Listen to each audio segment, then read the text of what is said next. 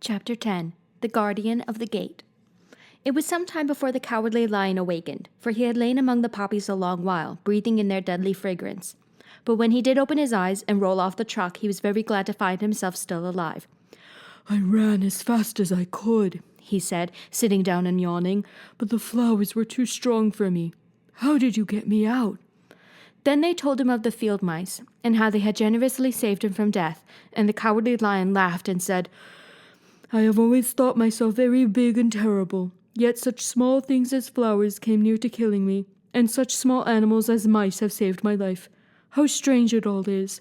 But comrades, what shall we do now?" "We must journey on until we find the road of yellow brick again," said Dorothy, "and then we can keep on to the Emerald City." So the lion, being fully refreshed, and feeling quite himself again, they all started upon the journey, greatly enjoying the walk through the soft, fresh grass. And it was not long before they reached the road of yellow brick and turned again toward the Emerald City, where the great Oz dwelt. The road was smooth and well paved now, and the country about was beautiful, so that the travelers rejoiced in leaving the forest far behind, and with it the many dangers they had met in its gloomy shades. Once more they could see fences built beside the road, but these were painted green, and when they came to a small house in which a farmer evidently lived, that also was painted green. They passed by several of these houses during the afternoon, and sometimes people came to the doors and looked at them as if they would like to ask questions. But no one came near them, nor spoke to them, because of the great lion, of which they were much afraid. The people were all dressed in clothing of a lovely emerald green color, and wore peaked hats like those of the Munchkins. "This must be the land of Oz," said Dorothy, "and we are surely getting near the Emerald City." "Yes," answered the Scarecrow. "Everything is green here, while in the country of the Munchkins, blue was the favorite color. But the people do not seem to be as friendly as the Munchkins, and I'm afraid we shall be unable to find a place to pass the night." "I should like something to eat besides fruit," said the girl, "and I'm sure Toto was nearly starved. Let us stop at the next house and talk to the people." So when they came to a good-sized farmhouse, Dorothy walked boldly up to the door and knocked. A woman opened it just far enough to look out and said, "What do you want, child? And why is that great lion with you?" "We wish to pass the night with you, if you will allow us," answered Dorothy. "And the lion is my friend and comrade, and would not hurt you for the world." "Is he tame?" asked the woman, opening the door a little wider. "Oh, yes," said the girl, "and he is a great coward, too, so that he will be more afraid of you than you are of him." "Well," said the woman, after thinking it over and taking another peep at the lion, "if that is the case, you may come in, and I will give you some supper and a place to sleep." So they all entered the house, where there were, besides the woman, 2 children and a man. The man had hurt his leg and was lying on the couch in a corner. They seemed greatly surprised to see so strange a company, and while the woman was busy laying this table, the man asked, "Where are you all going?" "To the Emerald City," said Dorothy, "to see the great Oz." "Oh, indeed!" exclaimed the man. "Are you sure that Oz will see you?" "Why not?" she replied. "Why, it is said that he never lets anyone come into his presence. I have been to the Emerald City many times, and it is a beautiful and wonderful place, but I have never been permitted to see the great Oz, nor do I know of any living person who has seen him." "Does he never go out?" asked the Scarecrow. "Never. He sits day after day in the great throne room of his palace, and even those who wait upon him do not see him face to face." "What is he like?" asked the girl. "That is hard to tell," said the man thoughtfully. "You see, Oz is a great wizard, and can take on any form he wishes, so that some say he looks like a bird, and some say he looks like an elephant, and some say he looks like a cat. To others he appears as a beautiful fairy, or a brownie, or to any other form that pleases him. But who the real Oz is, when he is in his own form, no living person can tell." "That is very strange," said Dorothy, "but we must try in some way to see him, or we shall have made our journey for nothing." "Why do you wish to see the terrible Oz?" asked the man. "I want him to give me some brains," said the Scarecrow eagerly. "Oh, Oz could do that easily enough," declared the man. "He has more brains than he needs." "And I want him to give me a heart," said the Tin Woodman. "That will not trouble him," continued the man, "for Oz has a large collection of hearts of all sizes and shapes." "And I want him to give me courage," said the Cowardly Lion. "Oz keeps a great pot of courage in his throne room," said the man, "which he has covered with a golden plate to keep it from running over. He will be glad to give you some." "And I want him to send me back to Kansas," said Dorothy. "Where is Kansas?" asked the man in surprise. "I don't know," replied Dorothy sorrowfully, "but it is my home, and I'm sure it's somewhere." Very likely. Well, Oz can do anything, so I suppose he will find Kansas for you. But first you must get to see him, and that will be a hard task, for the Great Wizard does not like to see anyone, and he usually has his own way. But what do you want? He continued, speaking to Toto. Toto only wagged his tail, for strange to say, he could not speak. The woman now called to them that supper was ready, so they gathered around the table, and Dorothy ate some delicious porridge and a dish of scrambled eggs and a plate of nice white bread, and enjoyed her meal. The lion ate some of the porridge, but did not care for it, saying it was made from oats, and oats were food for horses, not for lions. The Scarecrow and the Tin Woodman ate nothing at all. Toto ate a little of everything, and was glad to get a good supper again. The woman now gave Dorothy a bed to sleep in, and Toto lay down beside her, while the lion guarded the door of her room so she might not be disturbed. The Scarecrow and the Tin Woodman stood up in a corner and kept quiet all night, although of course they could not sleep. The next morning, as soon as the sun was up, they started on their way, and soon saw a beautiful green glow in the sky just before them. "That must be the Emerald City," said Dorothy. As they walked on, the green glow became brighter and brighter, and it seemed that at last they were nearing the end of their travels. Yet it was afternoon before they came to the great wall that surrounded the city. It was high and thick and of a bright green color. In front of them, and at the end of the road of yellow brick, was a big gate, all studded with emeralds, that glittered so in the sun that even the painted eyes of the Scarecrow were dazzled by their brilliancy. There was a bell beside the gate, and Dorothy pushed a button and heard a silvery tinkle sound within. Then the big gate swung slowly open, and they all passed through and found themselves in a high arched room, the walls of which glistened with countless emeralds. Before them stood a little man about the same size as the Munchkins. He was clothed all in green from his head to his feet, and even his skin was of a greenish tint. At his side was a large green box. When he saw Dorothy and her companions, the man asked, "What do you wish in the Emerald City?" "We came here to see the Great Oz," said Dorothy. The man was so surprised at this answer that he sat down to think it over. "It has been many years since anyone has asked me to see Oz," he said, shaking his head in perplexity. "He is powerful and terrible, and if you come on an idle or foolish errand to bother the wise reflections of the Great Wizard, he might be angry and destroy you all in an instant." "But it is not a foolish errand, nor an idle one," replied the Scarecrow. "It is important, and we have been told that Oz is a good wizard." "So he is," said the Green Man, "and he rules the Emerald City wisely and well. But to those who are not honest, or who approach him from curiosity, he is most terrible, and few have ever dared ask to see his face. I am the guardians of the gates, and since you demanded to see the Great Oz, I must take you to his palace. But first, you must put on the spectacles." "Why?" asked Dorothy. "Because if you did not wear spectacles, the brightness and glory of the Emerald City would blind you. Even those who live in the city must wear spectacles night and day. They are all locked on, for Oz so ordered it when the city was first built, and I have the only key that will unlock them." He opened the big box, and Dorothy saw that it was filled with spectacles of every size and shape. All of them had green glasses in them.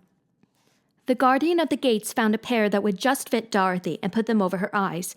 There were 2 golden bands fastened to them that passed around the back of her head, where they were locked together by a little key that was at the end of a chain the guardian of the gates wore around his neck. When they were on, Dorothy could not take them off had she wished, but of course she did not want to be blinded by the glare of the Emerald City, so she said nothing. Then the Green Man fitted spectacles for the Scarecrow and the Tin Woodman and the Lion, and even on little Toto, and all were locked fast with the key. Then the guardian of the gates put on his own glasses and told them he was ready to show them to the palace. Taking a big golden key from a peg on the wall, he opened another gate, and they all followed him through the portal into the streets of the Emerald City. Chapter 11. The Wonderful Emerald City of Oz. Even with eyes protected by the green spectacles, Dorothy and her friends were at first dazzled by the brilliancy of the wonderful city. The streets were lined with beautiful houses, all built of green marble, and studded everywhere with sparkling emeralds. They walked over a pavement of the same green marble, and where the blocks were joined together were rows of emeralds, set closely and glittering in the brightness of the sun. The window panes were of green glass. Even the sky above the city had a green tint, and the rays of the sun were green. There were many people, men, women, and children, walking about, and these were all dressed in green clothes and had greenish skins. They looked at Dorothy and her strangely assorted company with wondering eyes, and the children all ran away and hid behind their mothers when they saw the lion, but no one spoke to them. Many shops stood in the street, and Dorothy saw that everything in them was green. Green candy and green popcorn were offered for sale, as well as green shoes, green hats, and green clothes of all sorts. At one place a man was selling green lemonade, and when the children bought it, Dorothy could see that they paid for it with green pennies. There seemed to be no horses nor animals of any kind. The men carried things around in little green carts, which they pushed before them. Everyone seemed happy and contented and prosperous. The guardian of the gates led them through the streets until they came to a big building exactly in the middle of the city, which was the Palace of Oz, the Great Wizard. There was a soldier before the door, dressed in a green uniform and wearing a long green beard. "Here are strangers," said the guardian of the gates to him, "and they demand to see the Great Oz." "Step inside," answered the soldier, "and I will carry your message to him." So they passed through the palace gates and were led into a big room with a green carpet and lovely green furniture set with emeralds. The soldier made them all wipe their feet upon a green mat before entering this room, and when they were seated, he said politely, "Please make yourselves comfortable while I go to the door of the throne room and tell Oz you are here." They had to wait a long time before the soldier returned. When at last he came back, Dorothy asked, "Have you seen Oz?" "Oh, no," returned the soldier. "I have never seen him, but I spoke to him as he sat behind his screen and gave him your message. He says he will grant you an audience if you so desire, but each one of you must enter his presence alone, and he will admit but one each day. Therefore, as you must remain in the palace for several days, I will have you shown to rooms where you may rest in comfort after your journey." "Thank you," replied the girl. "That is very kind of Oz."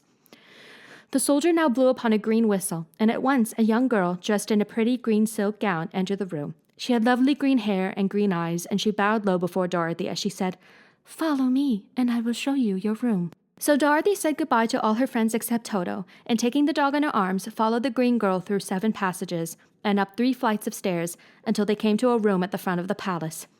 It was the sweetest little room in the world, with a soft, comfortable bed that had sheets of green silk and a green velvet counterpane. There was a tiny fountain in the middle of the room that shot a spray of green perfume into the air, to fall back into a beautifully carved green marble basin. Beautiful green flowers stood in the windows, and there was a shelf with a row of little green books. When Dorothy had time to open these books, she found them full of queer green pictures that made her laugh, they were so funny. In a wardrobe were many green dresses, made of silk and velvet, and all of them fitted Dorothy exactly. "Make yourself perfectly at home," said the green girl, "and if you wish for anything, ring the bell. Oz will send for you tomorrow morning."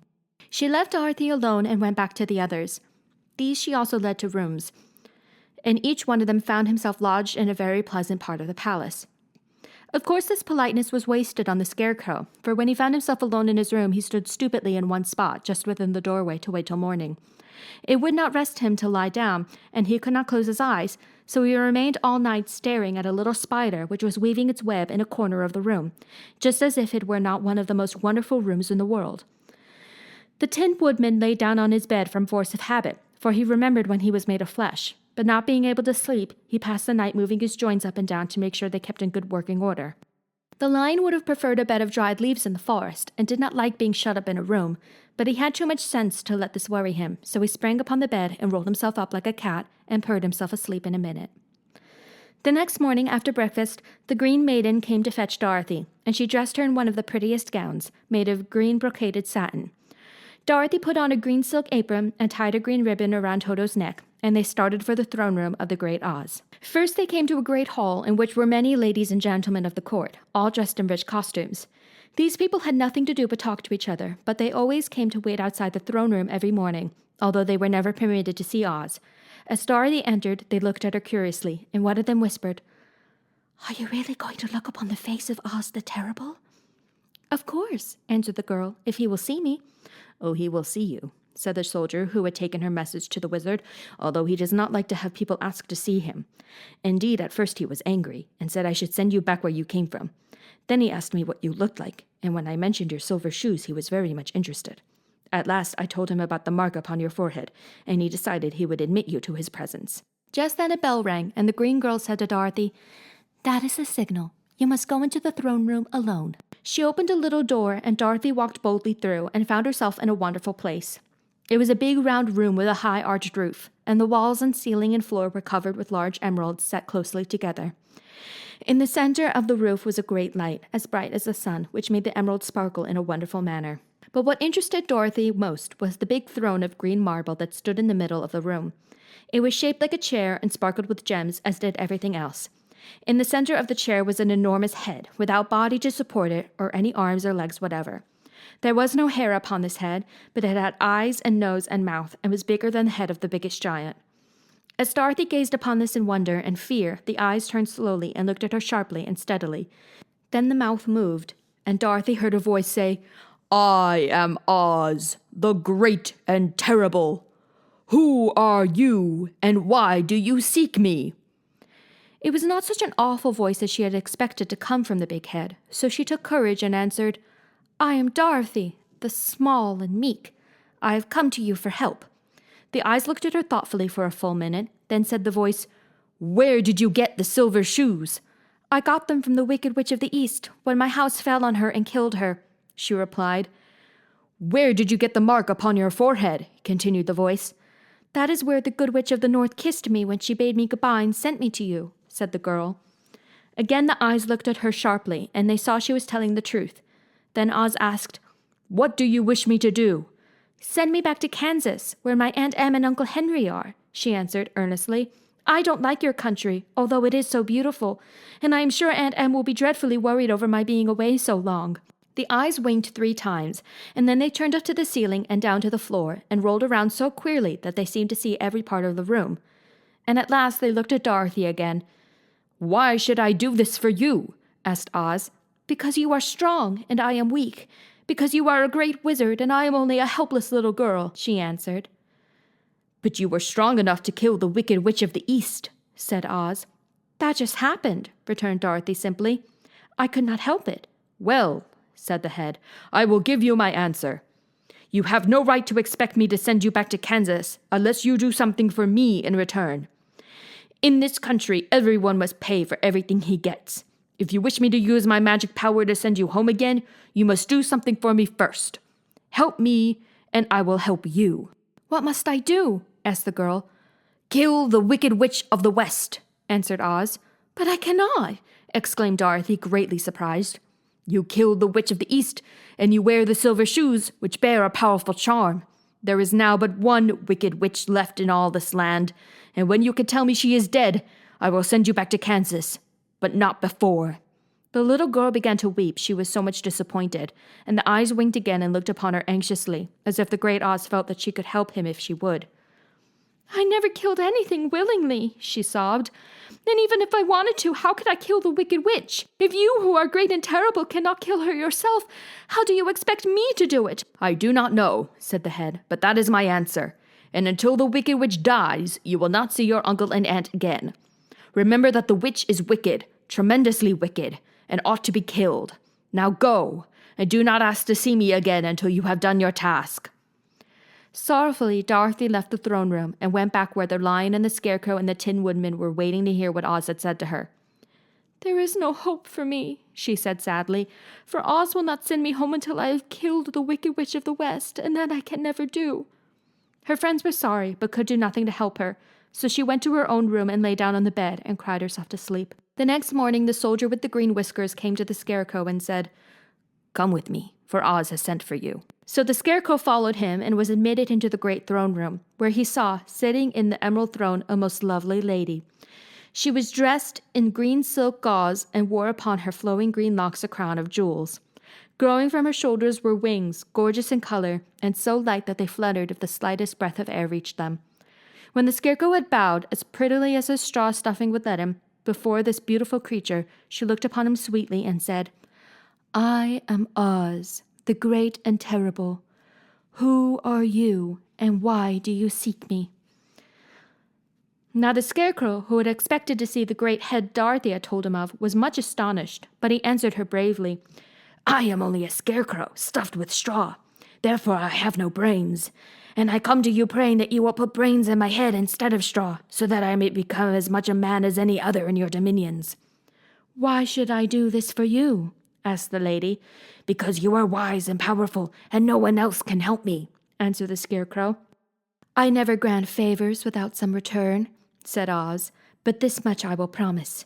If you will kill for me the Wicked Witch of the West, I will bestow upon you a great many brains, and such good brains that you will be the wisest man in all the land of Oz. I thought you asked Dorothy to kill the witch, said the Scarecrow in surprise. So I did. I don't care who kills her, but until she is dead, I will not grant your wish.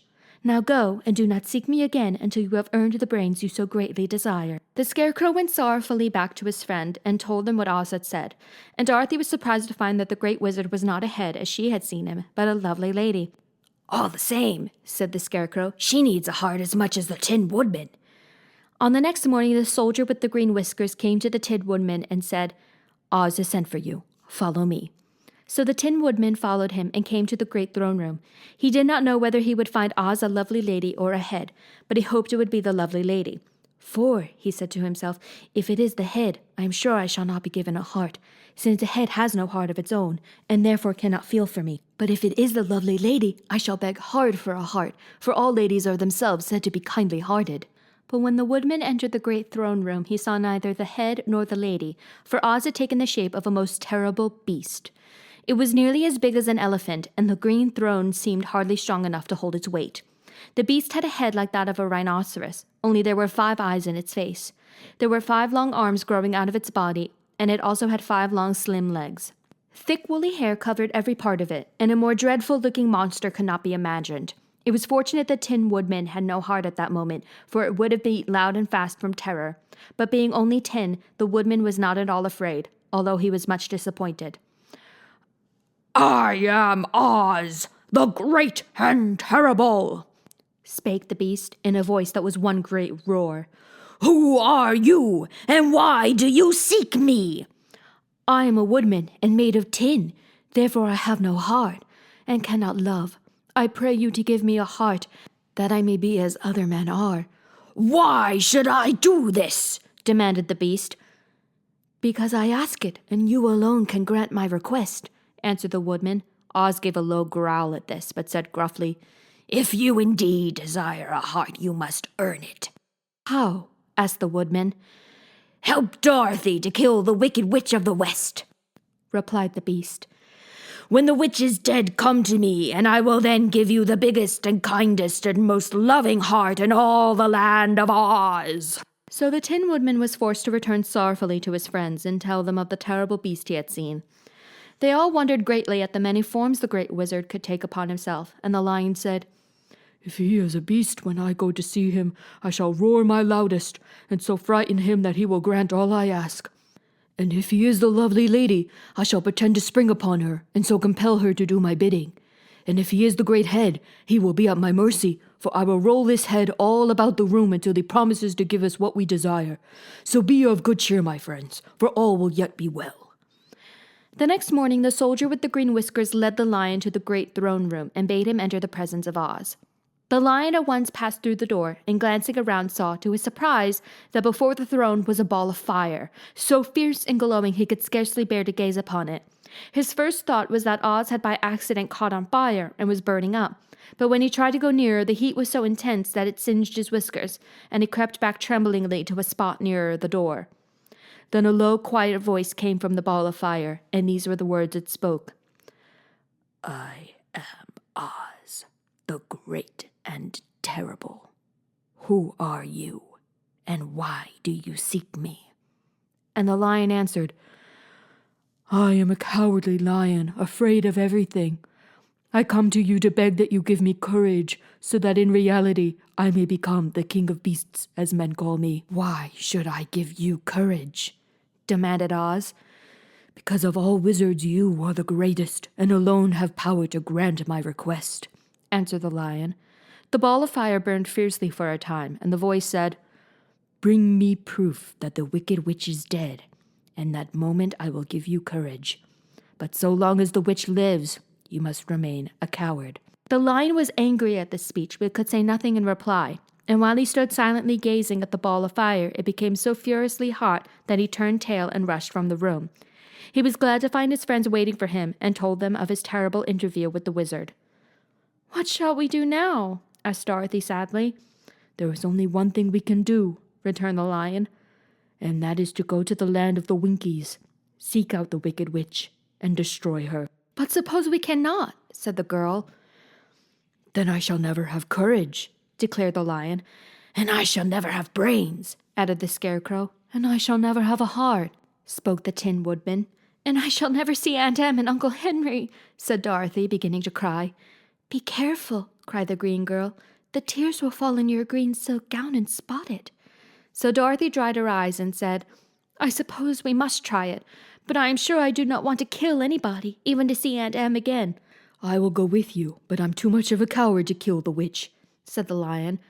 I will go too, declared the Scarecrow, but I shall not be of much help to you. I am such a fool.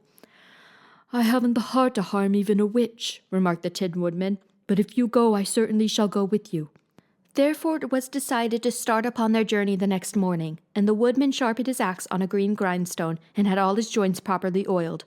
The Scarecrow stuffed himself with fresh straw, and Dorothy put new paint on his eyes that he might see better.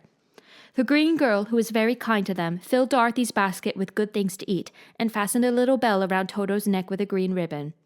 They went to bed quite early and slept soundly until daylight, when they were awakened by the crowing of a green cock that lived in the backyard of the palace, and the cackling of a hen that had laid a green egg. Chapter 12. The Search for the Wicked Witch. The soldier with the green whiskers led them through the streets of the Emerald City until they reached the room where the guardian of the gates lived. This officer unlocked their spectacles to put them back in his great box, and then he politely opened the gate for our friends. Which road leads to the Wicked Witch of the West? Asked Dorothy. There is no road, answered the guardian of the gates. No one ever wishes to go that way. How then are we to find her? Inquired the girl. That will be easy, replied the man, for when she knows you are in the country of the Winkies, she will find you and make you all her slaves. Perhaps not, said the Scarecrow, for we mean to destroy her. Oh, that is different, said the guardian of the gates. No one has ever destroyed her before, so I naturally thought she would make slaves of you, as she has of all the rest. But take care, for she is wicked and fierce, and may not allow you to destroy her. Keep to the west, where the sun sets, and you cannot fail to find her. They thanked him and bade him goodbye, and turned toward the west, walking over fields of soft grass dotted here and there with daisies and buttercups. Dorothy still wore the pretty silk dress she had put on in the palace, but now, to her surprise, she found it was no longer green, but pure white. The ribbon around Toto's neck had also lost its green color, and was as white as Dorothy's dress. The Emerald City was soon left far behind. As they advanced, the ground became rougher and hillier, for there were no farms nor houses in this country of the West, and the ground was untilled. In the afternoon the sun shone hot in their faces, for there were no trees to offer them shade, so that before night Dorothy and Toto and the Lion were tired, and lay down upon the grass and fell asleep, with the Woodman and the Scarecrow keeping watch. Now the Wicked Witch of the West had but one eye, yet that was as powerful as a telescope, and could see everywhere. So as she sat in the door of her castle, she happened to look around and saw Dorothy lying asleep with her friends all about her. They were a long distance off, but the Wicked Witch was angry to find them in her country, so she blew upon a silver whistle that hung around her neck. At once there came running to her from all directions a pack of great wolves. They had long legs and fierce eyes and sharp teeth. Go to those people, said the witch, and tear them to pieces. Are you not going to make them your slaves? Asked the leader of the wolves. No, she answered. One is of tin and one of straw. One is a girl and another a lion. None of them is fit to work, so you may tear them into small pieces. Very well, said the wolf, and he dashed away at full speed, followed by the others. It was lucky the Scarecrow and the Woodman were wide awake and heard the wolves coming. This is my fight, said the Woodman, so get behind me, and I will meet them as they come. He seized his axe, which he had made very sharp, and as the leader of the wolves came on, the Tin Woodman swung his axe and chopped the wolf's head from its body, so that it immediately died. As soon as he could raise his axe, another wolf came up, and he also fell under the sharp edge of the Tin Woodman's weapon. There were 40 wolves, and 40 times the wolf was killed, so that at last they all lay dead in a heap before the Woodman. Then he put down his axe and sat beside the Scarecrow, who said, It was a good fight, friend. They waited until Dorothy awoke the next morning. The little girl was quite frightened when she saw the great pile of shaggy wolves, but the Tin Woodman told her all. She thanked him for saving them and sat down to breakfast, after which they started again upon their journey. Now the same morning the Wicked Witch came to the door of her castle and looked out with her one eye that could see afar off. She saw all her wolves lying dead, and the strangers still traveling through her country. This made her angrier than before, and she blew her silver whistle twice. Straightway a great flock of wild crows came flying toward her, enough to darken the sky, and the Wicked Witch said to the King Crow, Fly at once to the strangers, pick out their eyes and tear them to pieces. The wild crows flew in one great flock toward Dorothy and her companions. When the little girl saw them coming, she was afraid, but the Scarecrow said, This is my battle, so lie down beside me, and you will not be harmed. So they all lay upon the ground except the Scarecrow, and he stood up and stretched out his arms. And when the crows saw him, they were frightened, as these birds always are by scarecrows, and did not dare to come any nearer. But the King Crow said, "It is only a stuffed man. I will peck his eyes out." The King Crow flew at the Scarecrow, who caught it by the head and twisted its neck until it died. And then another crow flew at him, and the Scarecrow twisted its neck also. There were 40 crows, and 40 times the Scarecrow twisted a neck, until at last all were lying dead beside him. Then he called to his companions to rise, and again they went upon their journey. When the Wicked Witch looked out again and saw all her crows lying in a heap, she got into a terrible rage and blew 3 times upon her silver whistle. Forthwith there was a herd of great buzzing in the air, and a swarm of black bees came flying towards her. "Go to the strangers and sting them to death," commanded the witch, and the bees turned and flew rapidly until they came to where Dorothy and her friends were walking. But the woodman had seen them coming, and the Scarecrow had decided what to do. "Take out my straw and scatter it over the little girl and the dog and the lion," he said to the woodman, "and the bees cannot sting them." This the woodman did, and as Dorothy lay close beside the lion and held Toto in her arms, the straw covered them entirely. The bees came and found no one but the woodman to sting, so they flew at him and broke off all their stings against the tin, without hurting the woodman at all. And as bees cannot live when their stings are broken, that was the end of the black bees, and they lay scattered thick about the woodman, like heaps of fine coal. Then Dorothy and the lion got up, and the girl helped the Tin Woodman put the straw back into the Scarecrow again, until he was as good as ever. So they started upon their journey once more. The Wicked Witch was so angry when she saw her black bees in little heaps like fine coal that she stamped her foot and tore her hair and gnashed her teeth. And then she called a dozen of her slaves, who were the Winkies, and gave them sharp spears, telling them to go to the strangers and destroy them. The Winkies were not a brave people, but they had to do as they were told, so they marched away until they came near to Dorothy. Then the lion gave a great roar and sprang toward them, and the poor Winkies were so frightened that they ran back as fast as they could. When they returned to the castle, the Wicked Witch beat them well with the strap, and sent them back to their work, after which she sat down to think what she should do next. She could not understand how all her plans to destroy these strangers had failed, but she was a powerful witch, as well as a wicked one, and she soon made up her mind how to act. There was in her cupboard a golden cap, with a circle of diamonds and rubies running round it. This golden cap had a charm. Whoever owned it could call 3 times upon the winged monkeys, who would obey any order they were given, but no person could command these strange creatures more than 3 times. Twice already the Wicked Witch had used the charm of the cap. Once was when she had made the Winkies her slaves and set herself to rule over their country. The winged monkeys had helped her do this.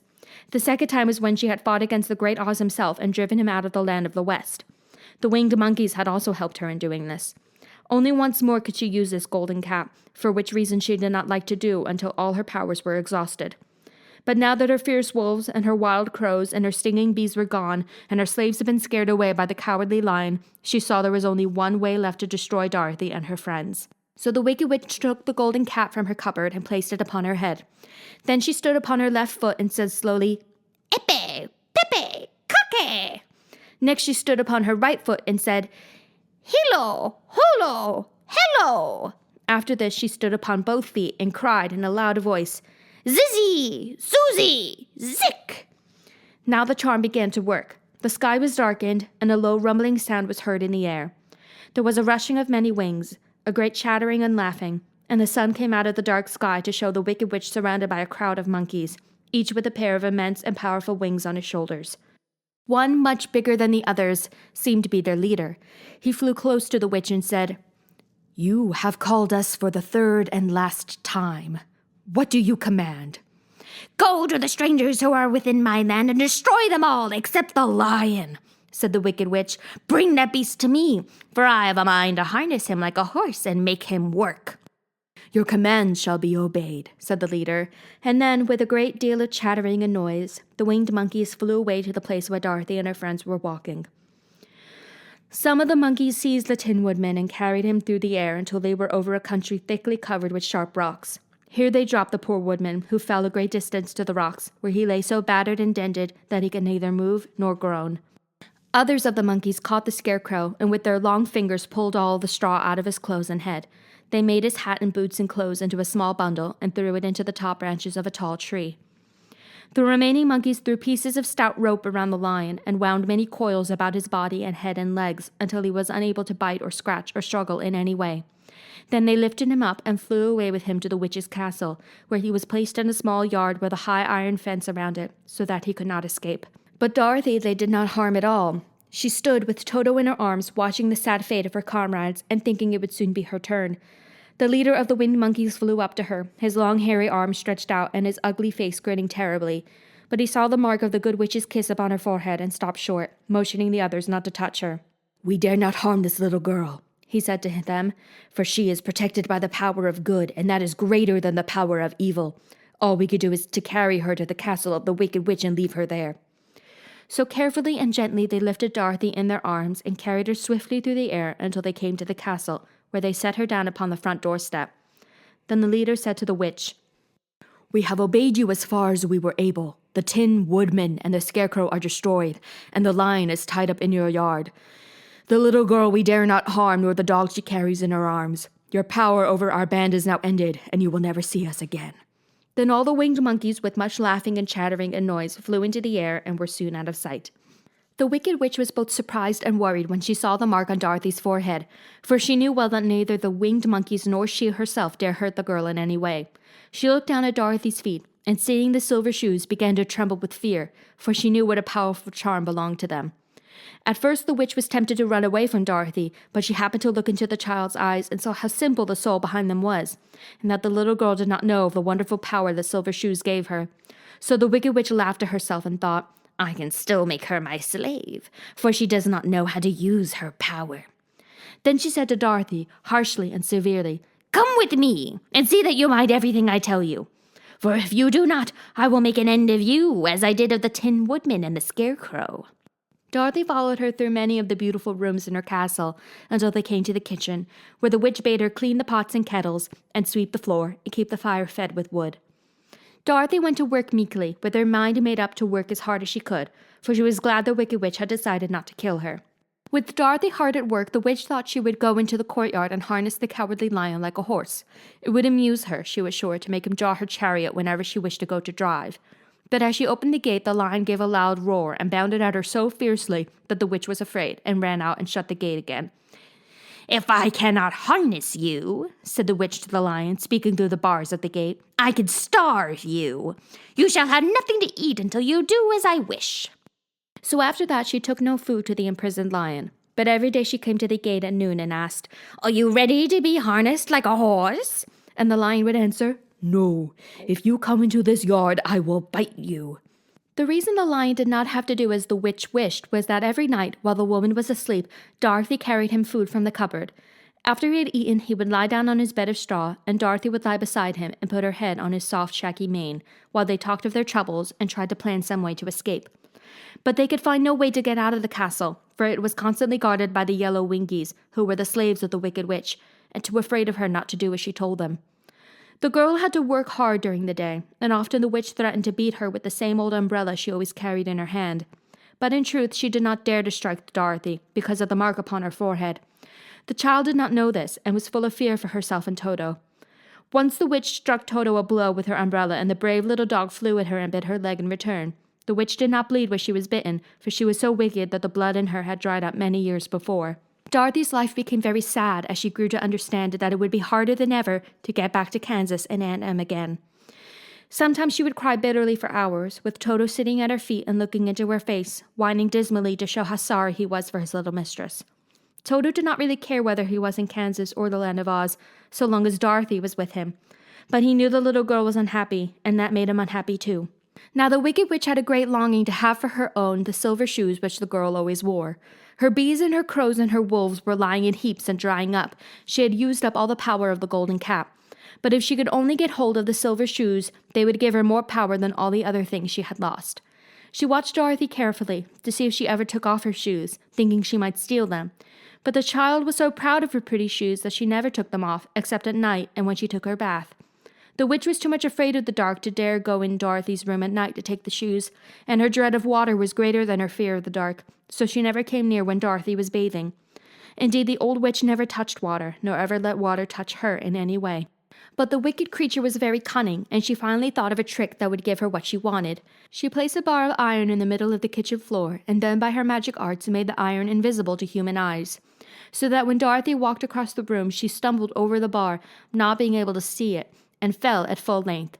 She was not much hurt, but in her fall, one of the silver shoes came off, and before she could reach it, the witch had snatched it away and put it on her own skinny foot. The wicked woman was greatly pleased with the success of her trick, for as long as she had one of the shoes, she owned half the power of their charm, and Dorothy could not use it against her, even had she known how to do so. The little girl, seeing she had lost one of her pretty shoes, grew angry and said to the witch, "Give me back my shoe." "I will not," retorted the witch, "for it is now my shoe and not yours." "You are a wicked creature," cried Dorothy. "You have no right to take my shoe from me." "I shall keep it just the same," said the witch, laughing at her, "and someday I shall get the other one from you too." This made Dorothy so very angry that she picked up the bucket of water that stood nearby and dashed it over the witch, wetting her from head to foot. Instantly, the wicked woman gave a loud cry of fear, and then as Dorothy looked at her in wonder, the witch began to shrink and fall away. "See what you've done!" she screamed. "In a minute I shall melt away." "I'm very sorry indeed," said Dorothy, who was truly frightened to see the witch actually melting away like brown sugar before her very eyes.